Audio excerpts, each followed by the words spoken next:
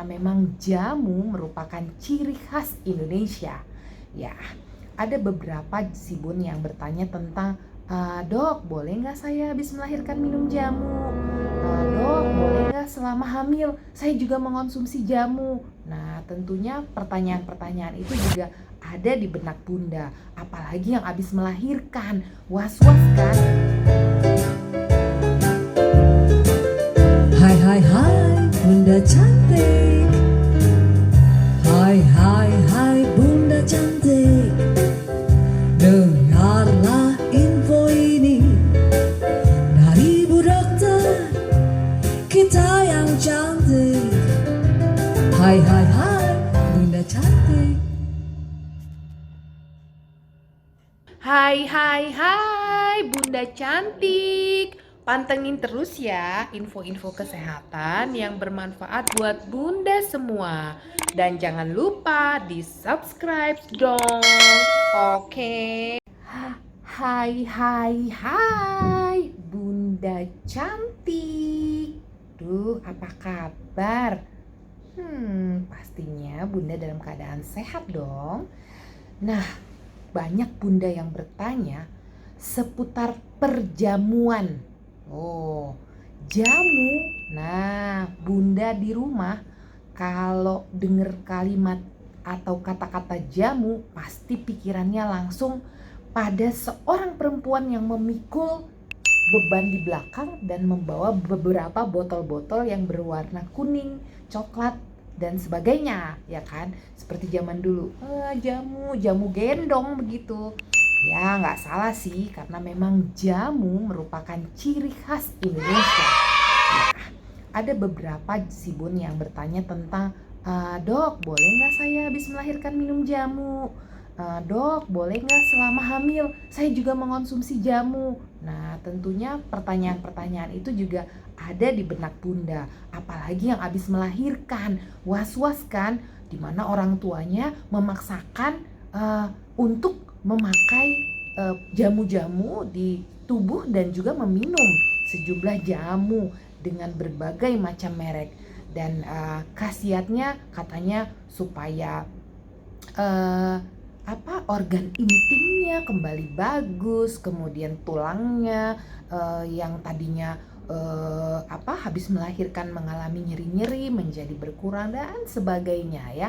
Dan itu sudah berlangsung bertahun-tahun lamanya Bun di Indonesia ini.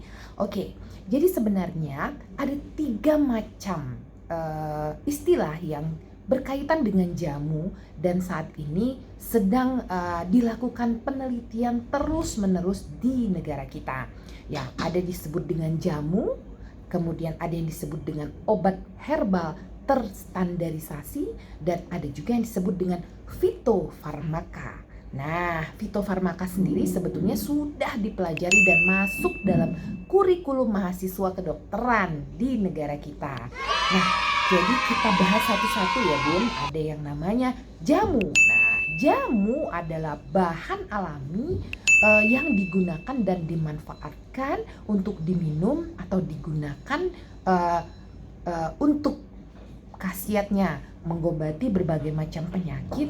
Namun secara ilmiah belum ada penelitian yang bisa membuktikan bahwa jamu yang atau bahan alami ini bermanfaat secara medis atau tidak. Nah, ya jadi seperti yang mbok-mbok jamu itu ya ada mungkin kunyit, kemudian temulawak, broto wali, kemudian apalagi Bun, jahe, serai dan sebagainya. Nah, jadi jamu sendiri mungkin masih sangat lemah, bisa dikatakan sebagai pengobatan secara medis ya, itu satu. Nah, kemudian ada yang disebut dengan obat herbal terstandarisasi. Nah, ini mungkin tingkatannya lebih tinggi daripada jamu itu sendiri ya. Jadi obat herbal yaitu bahan alami yang sudah distandarisasi namun belum melewati uji preklinik dan uji klinik. Ya, jadi harus ada uji preklinik ternyata sehingga bahan herbal ini bisa disahkan oleh BPOM ini benar secara ilmiah dia bisa digunakan sebagai obat ya. Jadi uji preklinik itu sendiri dikatakan uji preklinik bila senyawa alami ini, bahan alami ini dia sudah dicoba pada hewan percobaan. Nah, itu dia preklinik. Dan klinik ya, uji klinik itu bukan hanya kepada hewan tapi juga sudah dicoba kepada manusia. Nah, obat herbal terstandarisasi ini umumnya sudah melewati uji preklinik namun belum melewati uji klinis ya. Jadi di hewan dia bisa dibuktikan secara ilmiah namun pada tubuh manusia belum. Jadi tingkatannya lebih tinggi daripada jamu. Nah, yang ketiga ada lagi yang disebut dengan fitofarmaka. Nah, fitofarmaka ini sekarang sedang gencar-gencarnya terus-menerus dilakukan riset. Karena ternyata banyak sekali bahan herbal ini yang dilakukan uji preklinik dan klinik. Jadi fitofarmaka ini sudah melewati uji klinik. Jadi sudah dicoba pada tubuh manusia dan ternyata dia memberikan manfaat. Nah, itu dia.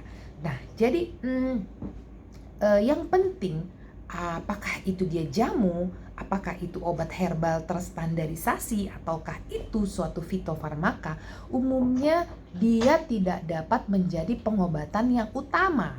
Namun sebagai pengobatan suplemen seperti itu bisa dipakai. Jadi tentunya yang penting mindset yang harus Bunda tahu bahwa obat-obat seperti jamu, OHT, dan fitofarmaka bukan merupakan pengobatan yang utama, namun berupa suplemen atau semacam obat-obat pendamping dari obat utama itu sangat membantu. Nah, sekarang kaitannya dengan ibu hamil atau ibu menyusui. Nah, ada beberapa bahan alami seperti jahe misalnya. Itu jahe bagus sekali digunakan. Misalnya Bunda masukkan ke dalam tempat ya seperti termos yang berisi air hangat, kemudian diiris tipis saja sekitar 2 cm dimasukkan, kemudian diminum. Itu juga sangat bermanfaat untuk mengurangi rasa mual. Dan itu tentunya tidak berbahaya ya Bun, karena jahe sendiri adalah bahan alami ya.